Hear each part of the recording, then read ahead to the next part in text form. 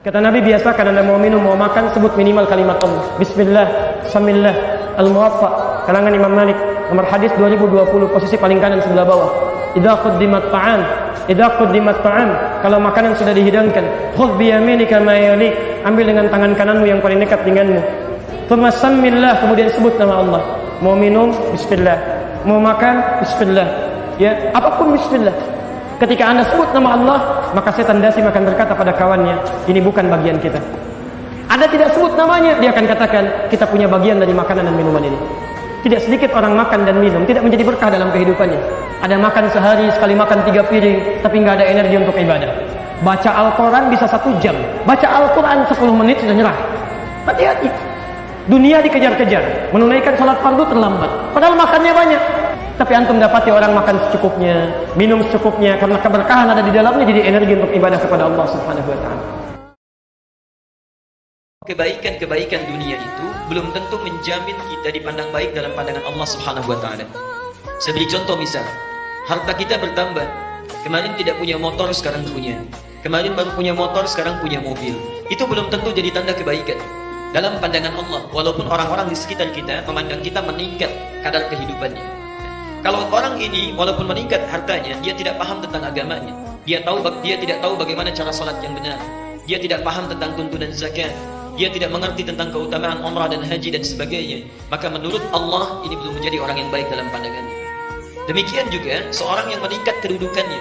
Anda para ayah misalnya promosi jabatan, meningkat kedudukannya, bertambah kemuliaannya dalam pandangan manusia, tapi dia tidak mengerti mana yang benar, mana yang salah, mana yang haram, mana yang halal, mana yang riba, mana yang dibenarkan. Subhanallah, orang seperti ini, kata Allah, ditegaskan dalam lisan Nabi, belum menjadi orang yang baik dalam pandangan Allah dan Rasulnya. Bolehkah bermanja-manja dengan Allah? Terakhir, apa yang dimaksud bermanja-manja? Kalau yang dimaksud bermanja-manja dalam urusan positif, misal manja-manja dalam urusan ibadah, sangat dibolehkan. Misal tahajud, ya ditingkatkan. Bahkan selevel Umar bin Affan radhiyallahu taala anhu, menantu Nabi, orang paling kaya, asetnya ada sampai hari ini, menikah dengan 2 putri Nabi, satu meninggal, nikah lagi dengan satunya lagi. Kemudian orang paling pemalu, kata Nabi, malaikat Jibril malu melihat Utsman radhiyallahu taala anhu. Tapi masya Allah, kekayaan, status yang tinggi di surga bersama Nabi tidak mengurangi kemuliaan beliau di hadapan Allah Subhanahu wa taala. Kata Imam An-Nawawi dalam kitabnya At-Tibyan fi Adab Hamalatul Quran, kalau malam-malam bermanja-manja dalam tahajudnya sampai bisa tahajud khatam Al-Quran. Sahabat Nabi dekat dengan Nabi, menikah dengan 2 putri Nabi, paling pemalu, malaikat Jibril turun malu kepada Utsman. Tahajudnya bermanja-manja sampai khatam Al-Quran. Silahkan bermanja-manja dalam urusan positif, tapi manja-manja dalam maksiat itu yang kita jauhi. Di maksiat antum jauhi, Allah tidak sukai. Kata Allah, saya janjikan yang lebih dahsyat. Kamu sabar saat di dunia, karena dunia memang tempatnya capek. Kamu cari bekal aja, nanti saat pulang ke akhirat, saya berikan yang lebih indah dan gak akan pernah ada capek lagi. Sholat, udah gak ada lagi. Baca Quran, gak ada lagi. Yang ada itu masuk surga dengan Qurannya. Quran surah ke-35, ayat ke-33, ahli Quran mau masuk ke surga, pakai jubah, pakai mahkota, emas, sutra, semua naik. Apa yang terjadi? Dimintakan membaca Quran yang ia biasa bacakan saat di dunia. Jadi setiap dia baca, naik. Nanti akhir bacaanmu, di situ tempat tinggalmu di surga. Dan berita baiknya, dia bisa menggandeng bapaknya, ibunya, suaminya, istrinya, anak-anak, cucu ikut di belakang semua. Kalau mereka orang yang beriman dan soleh di hadapan Allah Subhanahu wa ta'ala. Dipimpin oleh ahli Quran, naik ke surga. Dia bacakan sampai minal jinnati wan nas, puncak surga yang paling tinggi. Begitu nyampe di situ, dikunjungi oleh semua malaikat dari 8 pintu surga. Itu ada di Quran surah 13 ayat ke-24. Alif Lam Mim dan yang lainnya ketika diturunkan membuka ayat-ayat dan surah-surah dalam Al-Quran, itu salah satunya bermakna tantangan kepada orang-orang Arab yang sering menuduh Nabi Quran rekayasa Nabi, Quran buatan Nabi.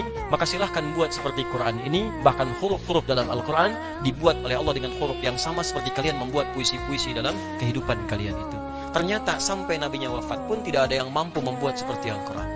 Ini menunjukkan Quran bukan rekayasa manusia. Ini menunjukkan Quran bukan produk budaya. Kalau produk budaya berarti setiap manusia mampu. Anda bayangkan, Abu Jahal pakar bahasa Arab, Abu Lahab pakar bahasa Arab, banyak pakar, bisa bikin puisi Arab, bisa bikin qasidah Arab, tapi nggak bisa menyaingi Quran. Sampai mereka takluk, sampai mengatakan ini bukan buatan manusia biasa. Sampai nggak bisa menyoal Quran. Silahkan cek di tafsir-tafsir. Nggak pernah ada Abu Jahal bertanya, apa maksudnya alif lam mim? Alif lam mim dan yang lainnya ketika diturunkan membuka ayat-ayat dan surah-surah dalam Al-Quran, itu salah satunya bermakna tantangan kepada orang-orang Arab yang sering menuduh Nabi Quran rekayasa Nabi, Quran buatan Nabi. Maka silahkan buat seperti Quran ini, bahkan huruf-huruf dalam Al-Quran dibuat oleh Allah dengan huruf yang sama seperti kalian membuat puisi-puisi dalam kehidupan kalian itu. Ternyata sampai Nabinya wafat pun tidak ada yang mampu membuat seperti Al-Quran. Ini menunjukkan Quran bukan rekayasa manusia. Ini menunjukkan Quran bukan produk budaya. Kalau produk budaya berarti setiap manusia mampu. Anda bayangkan Abu Jahal pakar bahasa Arab, Abu Lahab pakar bahasa Arab, banyak pakar, bisa bikin puisi Arab, bisa bikin qasidah Arab, tapi nggak bisa menyaingi Quran. Sampai mereka takluk, sampai mengatakan ini bukan buatan manusia biasa. Sampai nggak bisa menyoal Quran. Silahkan cek di tafsir-tafsir. Nggak pernah ada Abu Jahal bertanya, apa maksudnya alif lam mim? Alif lam mim dan yang lainnya ketika diturunkan membuka ayat-ayat dan surah-surah dalam Al-Quran, itu salah satunya bermakna tantangan kepada orang-orang Arab yang sering menuduh Nabi Quran rekayasa Nabi, Quran buatan Nabi. Maka silahkan buat seperti Quran ini, bahkan huruf-huruf dalam Al-Quran dibuat oleh Allah dengan huruf yang sama seperti kalian membuat puisi-puisi dalam kehidupan kalian itu. Ternyata sampai Nabinya wafat pun tidak ada yang mampu membuat seperti Al-Quran. Ini menunjukkan Quran bukan rekayasa manusia. Ini menunjukkan Quran bukan produk budaya. Kalau produk budaya berarti setiap manusia mampu. Anda bayangkan Abu Jahal pakar bahasa Arab, Abu Lahab pakar bahasa Arab, banyak pakar, bisa bikin puisi Arab, bisa bikin qasidah Arab, tapi nggak bisa menyaingi Quran. Sampai mereka takluk, sampai mengatakan ini bukan buatan manusia biasa. Sampai nggak bisa menyoal Quran. Silahkan cek di tafsir-tafsir. Nggak pernah ada Abu Jahal bertanya, apa maksudnya alif lam mim?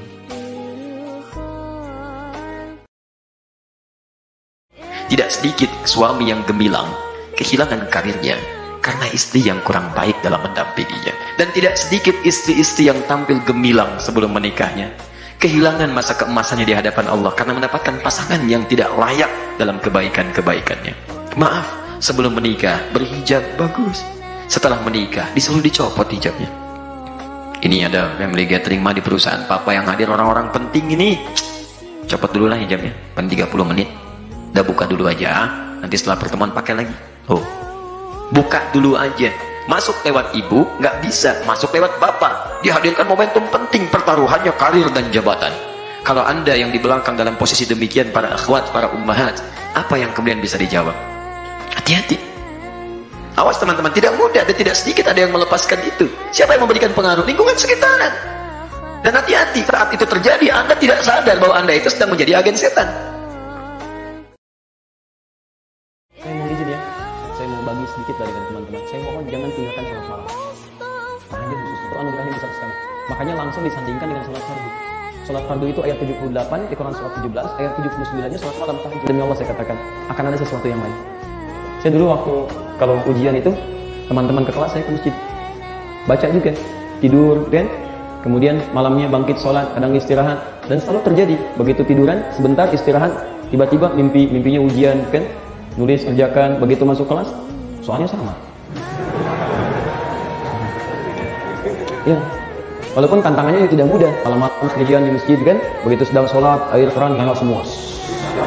Begitu selesai lihat ada orang kan, balik lagi gitu ya. Nggak apa-apa, itu biasa. Ya, tapi antum harus coba maksimalkan. Tapi ini tidak mudah. Makanya kata Quran menggunakan tasydid. Fatahajjat, tak menunjuk pada serius. Tasydid menunjuk pada hal yang tidak mudah. Syiddah, tidak mudah. Makanya butuh motivasi lebih.